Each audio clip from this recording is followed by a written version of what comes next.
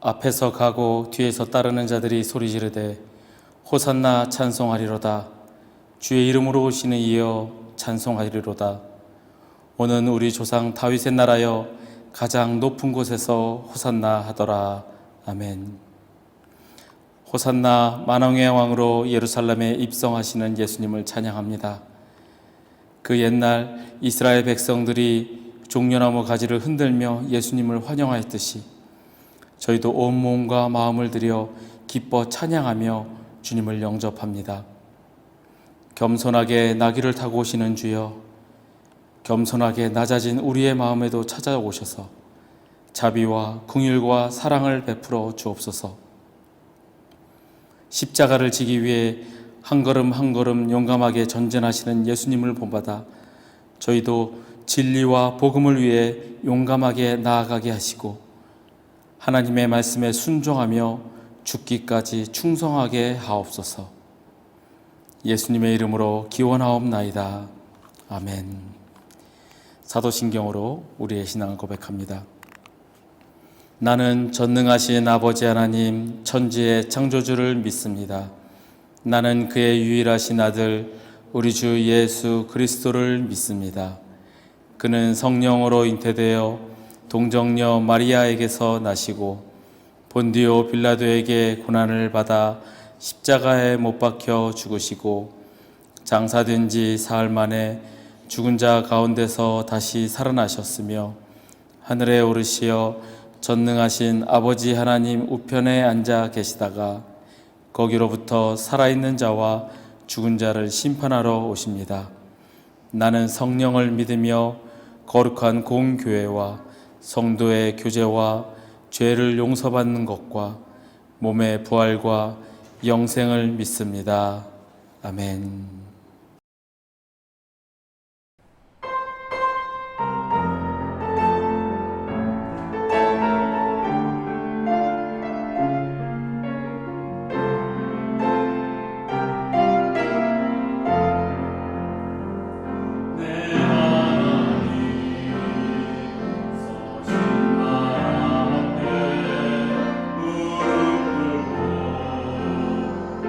경배하리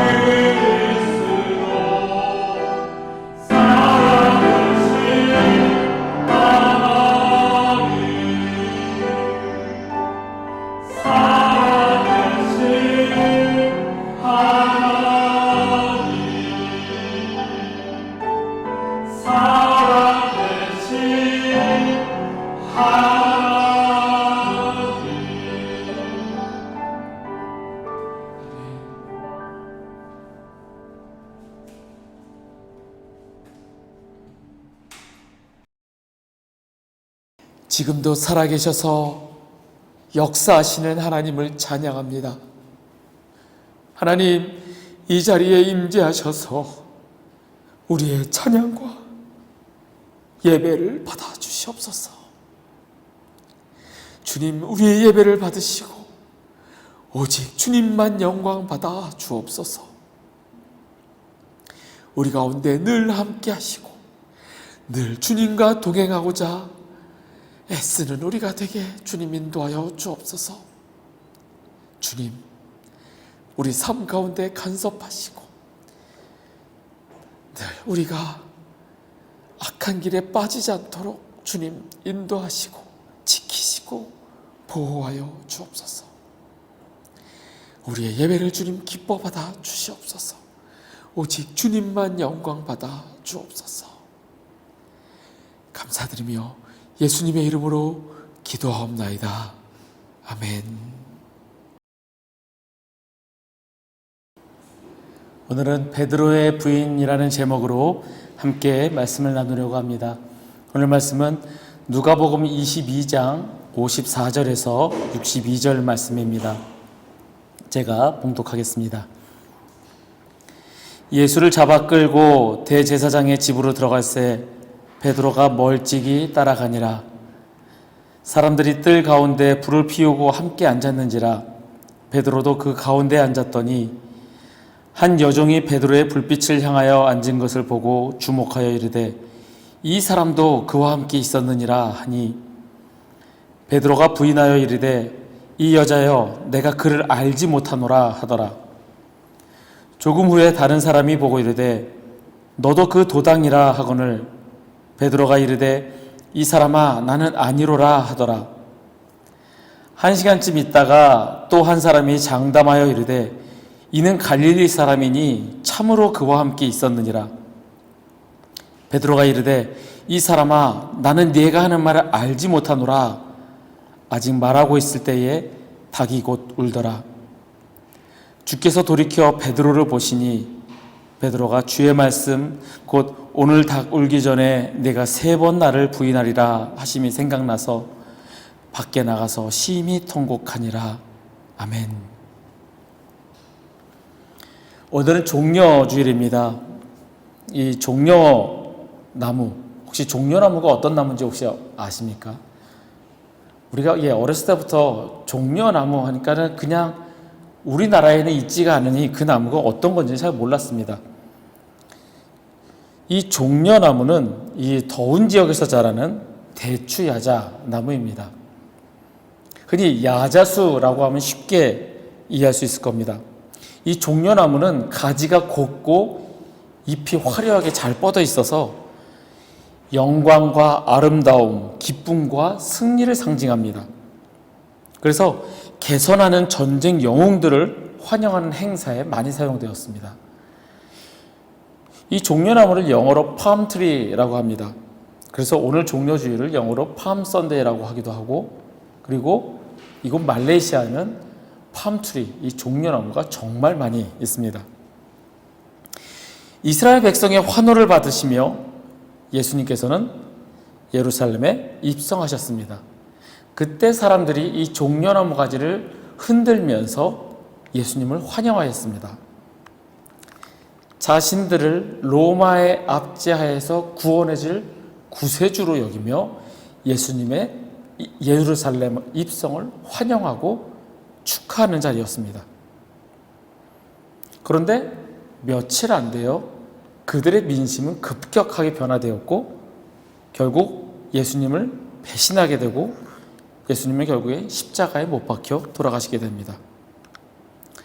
물론 이 모든 것이 하나님의 뜻이며 하나님의 계획이셨기 때문에 예수님께서는 십자가에 달려 돌아가셨지만 그 가운데서 모든 사람들이 예수님을 배신하였지만 그 중에서도 가장 치명적이고 가장 인상 깊은 배신은 바로 베드로의 배신이었습니다. 수제자로 여겨졌던 베드로, 그리고 주는 그리스도시요 살아계신 하나님의 아들이십니다 라고 위대한 고백을 하였던 그 베드로가 주님께서 잡히시던 날 밤에 3번이나 나는 저 사람을 모른다 저주하며 맹세하며 예수님을 부인하였습니다. 성경을 보면서 늘 그런 생각을 합니다. 성경 속의 인물들을 보면서 저 사람들은 왜 저렇게 했을까? 그러면서 나를 돌아봅니다. 그러면 나는 어떠한가? 자세히 돌아보면 성경 속의 인물들보다 더하면 더했지 덜하지 못한 추악한 죄인임을 발견하게 됩니다. 우리가 베드로의 부인을 보면서도 어떻게 예수님을 버릴 수가 있어? 하지만 내가 그 자리에 가 있었더라면, 베드로는 그나마 예수님을 근처에까지 따라갔지만 따라가기는커녕 예수님을 잡으러 왔을 때 그냥 내빼지 않았을까? 그런 생각을 해봅니다. 오늘 이 베드로의 부인에 관해서 말씀을 함께 나누려고 합니다. 베드로가 왜 저랬을까? 이것보다는 나는 어떠한가? 나는 어떻게 해야 하는가? 스스로에게 물으며 함께 오늘 말씀을 나누고자 합니다. 말씀을 듣고 깨닫고 그 말씀대로 살아가고자 다짐하시는 저와 여러분이 되시기를 간절히 바랍니다. 먼저 우리가 살펴볼 것은 베드로는 왜 예수님을 부인하였을까입니다. 그의 충성도, 그의 믿음, 예수님을 향한 그의 사랑, 그 모든 것이 충만한 그였음에도 불구하고 왜 주님을 배신하였을까 생각을 해봅니다. 오늘 본문에는 예수님께서 베드로에게 오늘 닭 울기 전에 네가 3번 나를 모른다고 부인하리라 라고 말씀하시는 것으로 끝을 맺습니다. 누가복음에는 그렇게 나옵니다. 그런데 마태복음과 마가복음에는 예수님께서 제자들에게 이렇게 말씀하십니다. 너희가 다 나를 버리리라. 그때 베드로가 대답하기를 모두 주를 버릴지라도 나는 결코 버리지 않겠나이다 라고 장담합니다. 그때에 예수님께서 베드로를 콕 집어서 이렇게 말씀하십니다. 예수께서 이르시되 내가 진실로 내게 이르노니 오늘 밤 닭 울기 전에 네가 3번 나를 부인하리라. 예수님께서 베드로를 향하여 예고하신 말씀입니다. 하지만 이 예수님의 예언의 말씀에도 베드로는 힘있게 말합니다. 베드로가 힘있게 말하되 내가 주와 함께 죽을지언정 주를 부인하지 않겠나이다 하고 모든 제자도 이와 같이 말하니라. 자신 있게 힘있게 죽을지언정 부인하지 않겠습니다. 자신만만하게 대답하는 베드로입니다. 아마 베드로의 의지는 그랬을 겁니다. 내가 죽어도 주를 위해 따르겠습니다. 그래서 대제사장의 종들이 예수님을 잡으러 왔을 때 칼로 대제사장의 종 말고의 귀를 칠 정도로 자신의 목숨을 버릴 각오가 되어 있었던 베드로였습니다. 하지만 이는 단지 그의 의지일 뿐 그는 결국 주님을 모른다고 3번 부인하게 됩니다. 왜 그가 주님을 모른다고 했을까? 저는 베드로의 마음 가운데 있었던 교만 때문이 아니었을까 생각을 해봅니다. 난 절대로 그렇게 안 할 거야. 내가 어떤 사람인데. 나름 주님을 최우선으로 따르고 예수님을 나의 구세주 그리스도시며 하나님의 아들이라고 고백했던 나는 믿음이 충만한 사람이야. 난 절대 주님을 안 버릴 거야 라고 자신만만했던 베드로였습니다. 주님을 향한 그 열심이 그에게는 교만함이 되었습니다. 내가 절대 그럴 리가 없어. 내가 어떤 사람인데. 나는 주님의 수제자야. 그 교만을 틈타서 사단은 그를 시험하였고 결국 그는 그 시험에 넘어지고 주님을 부인하게 됩니다. 사단은 온갖 것들을 이용하여 우리를 시험에 빠뜨리려고 합니다. 내가 가진 가장 약한 부분을 건드려서 시험에 빠뜨립니다. 또한 내가 가장 자신 있고 강하다고 생각하는 부분을 교묘하게 파고들어서 낙마하게 합니다.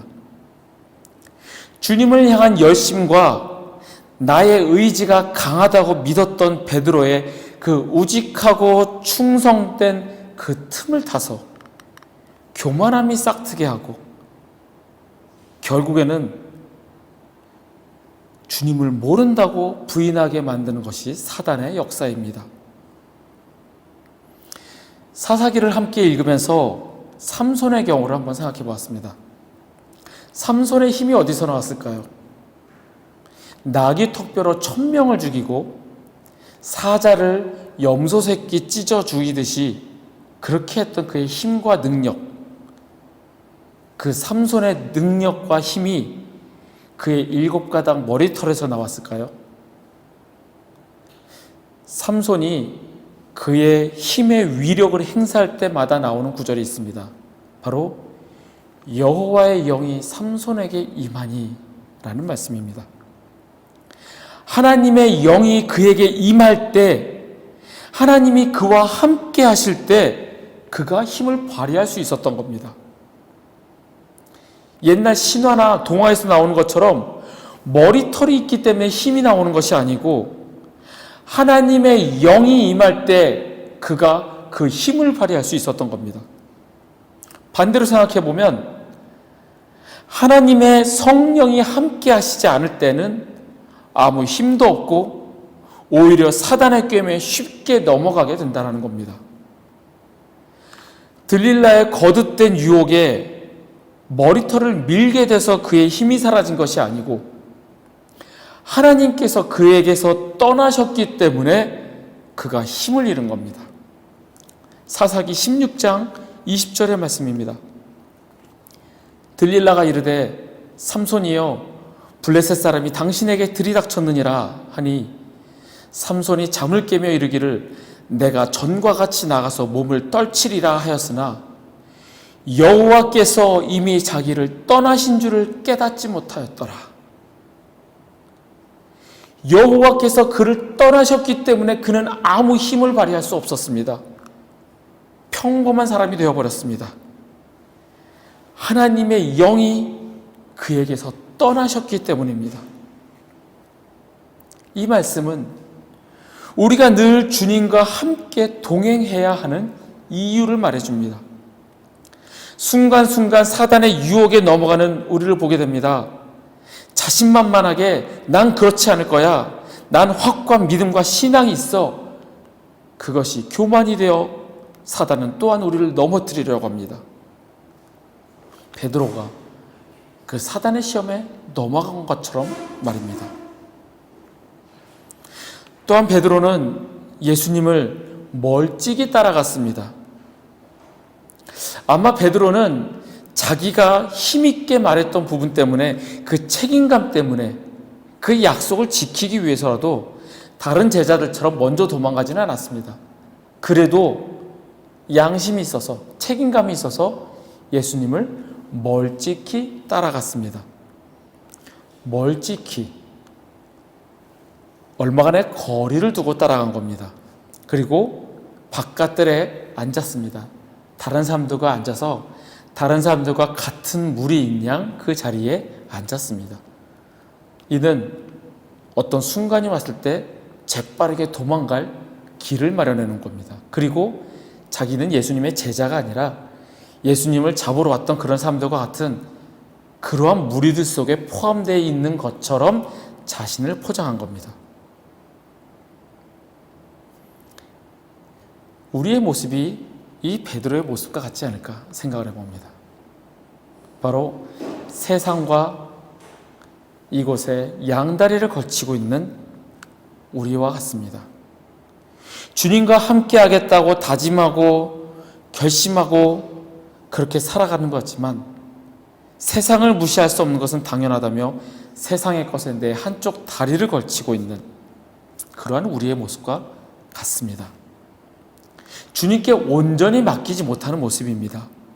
내 자존심에 내 책임감 때문에 주님과 함께하는 것처럼 위장은 하지만 결국엔 세상에 기대고 있는 모습입니다.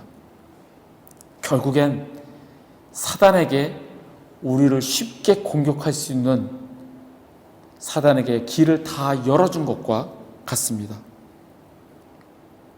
사단은 늘 우리를 넘어뜨리려고 합니다.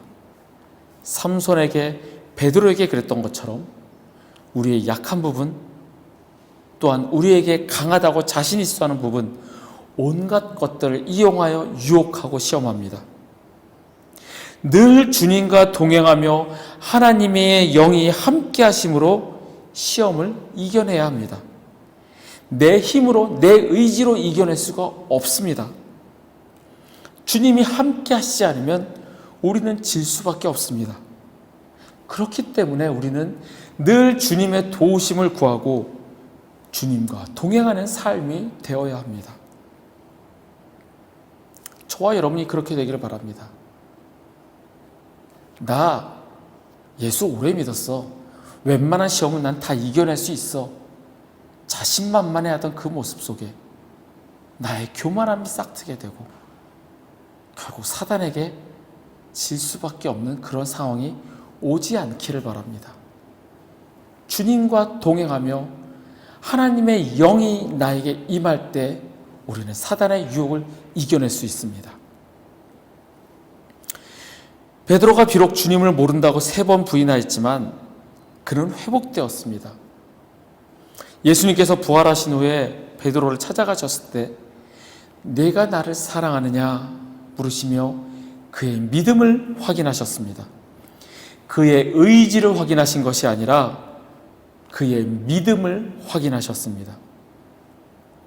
비록 사단이 베드로를 시험에 빠뜨려 주님을 부인하는 결과를 만들긴 하였지만 그의 믿음을 꺾지는 못했습니다. 왜냐하면 예수님께서 베드로의 믿음이 떨어지지 않기를 기도하셨기 때문입니다. 누가복음 22장 32절의 말씀입니다.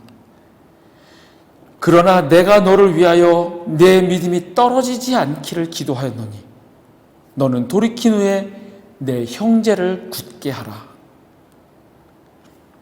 예수님께서 이렇게 기도하셨습니다. 예수님께서 승천하신 후에 성령님을 보내시고 베드로에게 성령이 임하신 후에 그는 주의 복음을 전하는 사역자로 하나님의 교회를 굳게 세우는 일을 감당하게 되었습니다. 하나님의 영이 임한 후의 일입니다. 그래서 예수님의 말씀대로 베드로는 형제가 굳건하게 서 있을 수 있도록 그 역할을 감당하게 됩니다. 삼손 역시 블레셋에게 잡힌 후에 눈이 빼어져서 눈이 멀어지고 블레셋들 그 사람들 앞에 재롱 부리러 나왔을 때 하나님께 마지막으로 구합니다. 마지막으로 간구했을 때 주의 영이 그에게 임하며 결국 그는 블레셋 사람 수천 명을 죽이게 됩니다. 그가 살아 생전 죽였던 사람들보다 더 많은 사람을 죽입니다. 하나님의 영이 함께할 때, 하나님의 성령이 임할 때 시험에 빠지지 않고 비록 우리가 세상을 살아가면서 시험에 빠져 낭망이 있더라도 하나님의 영이 임할 때 우리는 회복되어질 수 있습니다. 지금 나의 모습이 주님에게서 멀어져 있고 시시때때로 사단의 유혹 앞에 넘어지며 시험에 들 때 주의 영이 나와 함께 하시기를 간구하며 기도하시기를 바랍니다. 비록 사단이 나를 넘어뜨리려 해도 나의 믿음 잃지 않도록 주님께 간절히 구하시길 바랍니다. 주님께서 우리가 믿음을 잃지 않도록 도우실 것입니다. 마지막으로 주님께서 베드로를 쳐다보셨습니다. 오늘 본문 61절의 말씀입니다. 주님께서 돌아서서 베드로를 똑바로 보셨다.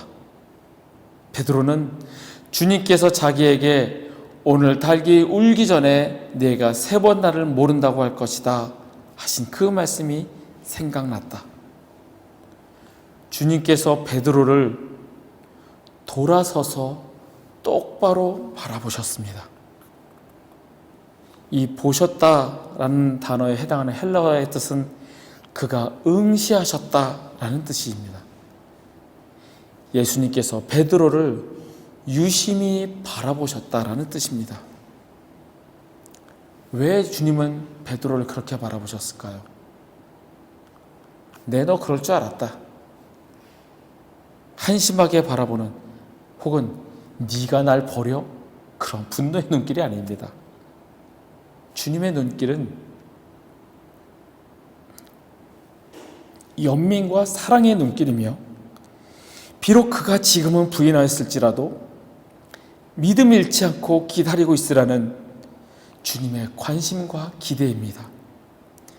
내가 너의 믿음이 떨어지지 않기를 기도하였노니 내가 말한 대로 너가 형제를 굳세게 해야 할 것이다 라며 주님께서는 베드로를 똑바로 바라보십니다. 주님의 그를 향한 사랑을 보여주십니다. 주님께서 베드로를 유심히 바라보시는 것과 같이 주님에게서 멀어져 있는 나를 사랑의 눈으로 바라보십니다. 네가 나를 부인하여도 나는 너를 사랑한다. 속히 돌아오라. 내게로 돌아오라. 세상에 양다리 걸치고 세상의 것을 움켜쥐고 그러지 말고 그것을 버리고 내게로 돌아오라 말씀하십니다. 주님께서 그를 똑바로 바라보신 후에 베드로는 통곡하며 회개합니다. 주님의 그 말씀이 생각나서 주님의 그 눈길을 느껴서 그는 통곡하고 회개합니다. 그런데 우리는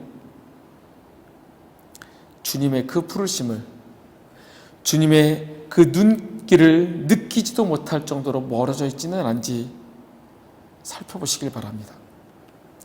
세상의 것에 너무 깊숙이 빠져서 주님의 음성도 들리지 않고 주님께서 안타까운 마음의 눈길을 우리에게 보내시는 것조차 깨닫지 못하고 있지는 않을까요? 죄는 나의 습관을 점차 이용을 합니다. 이만한 죄를 지었을 때 마음에 찔림이 있지만 점점 그 죄는 커가며 나의 찔림은 사라지게 됩니다. 내가 한 번 주님을 섬기지 않은 것에 대해서 죄책감을 느끼다가 2번이어도 괜찮고 3번 점차 주님에게서 멀어져가는 나를 느끼지 못하게 됩니다. 주님을 바라보시기 바랍니다.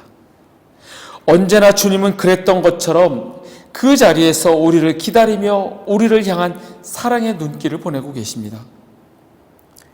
우리가 회개하고 주님께 돌아갈 때 우리를 회복시키시고 또한 그런 믿음의 성도들을 통하여 주님께서는 교회를 세워가십니다.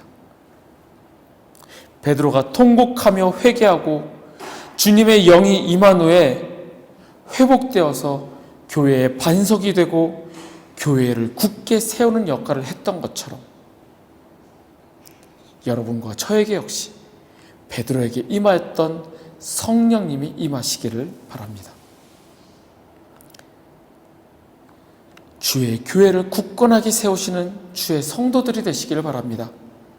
우리에게 주님의 영이 임할 때 가능합니다. 지금도 주님은 우리를 기다리시며 사랑의 눈길로 바라보고 계십니다. 주님의 그 부르심에 응답하여 주님의 품에 안기는 저와 여러분이 되시기를 간절히 바랍니다. 말씀을 정리합니다. 하나님의 영이 함께하지 않을 때 우리는 사단의 시험에 빠지게 됩니다. 사단은 온갖 수단을 이용하여 우리를 넘어뜨리려 합니다. 나의 교만함, 나의 겸손함, 나의 약점이나 내가 자신 있어 하는 모든 부분까지도 사단을 이용하려 합니다. 늘 주님과 동행하며 사단의 시험에 빠지지 않게 기도하며 나아가기를 간절히 소원합니다. 비록 베드로는 주님을 모른다고 3번 부인하였을지라도 그의 믿음이 떨어지지 않기를 기도하였던 주님의 기도대로 결국 회개하고 회복되었습니다. 저와 여러분에게, 우리 모두에게 이러한 회복이 있기를 기도합니다. 주님께서는 지금도 저와 여러분을 사랑의 눈길로 바라보십니다. 세상에 한 달이 걸치고 세상 속에서 세상의 것에 기대어 살아가려는 우리를 안타까운 눈길로 바라보십니다. 주님께로 돌아와 주님의 부르심에 응답하시는 저와 여러분이 되시기를 바랍니다. 주님께서는 그 자리에 그대로 우리를 기다리고 계십니다.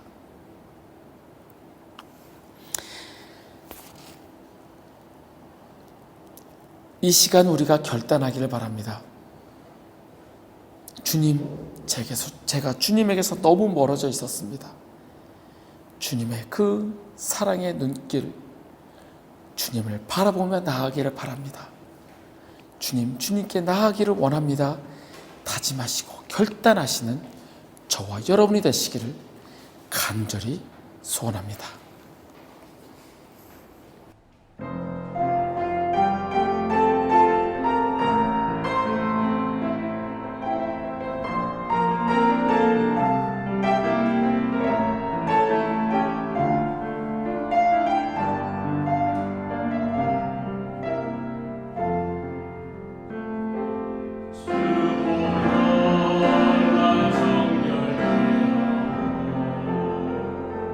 주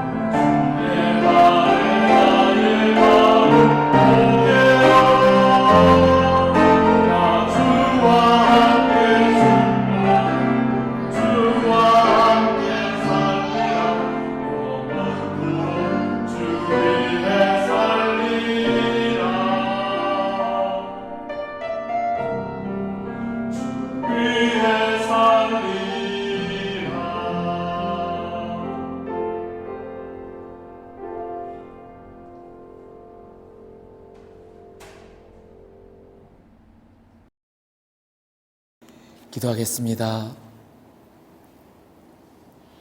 하나님 감사합니다. 우리를 주의 자녀로 삼아주심에 감사합니다.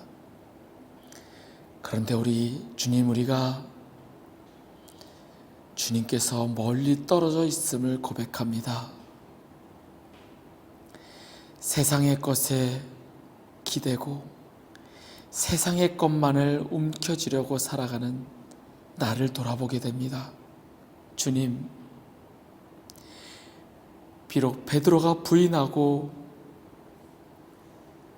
주님에게서 떠나갔었지만 그의 믿음을 잃지 않도록 주님께서 기도하심으로 주님께서 성령을 보내심으로 그가 회복되고 주의 사역자로 살아갔던 것처럼 주님, 우리에게도 주의 영이 임하기를 기도합니다.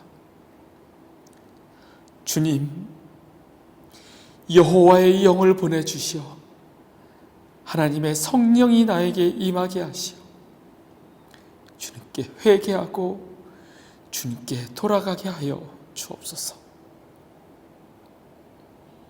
주님께서 기다리고 계심에 감사하며 주님을 바라보며 나아가는 우리 모두가 되게 주님 인도하여 주옵소서. 여호와는 내게 복을 주시고 너를 지키시기를 원하며 여호와는 그의 얼굴을 내게 비추사 은혜 베푸시기를 원하며 여호와는 그 얼굴을 내게로 향하여 드사 평강 주시기를 원하노라. 지금은 우리를 구원하신 우리 구주 예수 그리스도의 은혜와 독생자를 보내어 죽이시기까지 우리를 사랑하신 아버지 하나님의 크신 사랑과 우리 안에 계시며 우리가 말씀대로 살아가도록 도우시는 성령님의 교통하심이 오늘 거룩한 주일 주의 전에 모여 함께 예배드리는 우리 회복교회 교우들과 그 가정 위에 그들의 일터와 주의 날 예배드리기 위해 모인 전 세계 모든 교회 위에 우리 조국 대한민국과 이 땅 말레이시아 위에 지금부터 영원토록 함께 하시기를 간절히 축원하옵나이다. 아멘.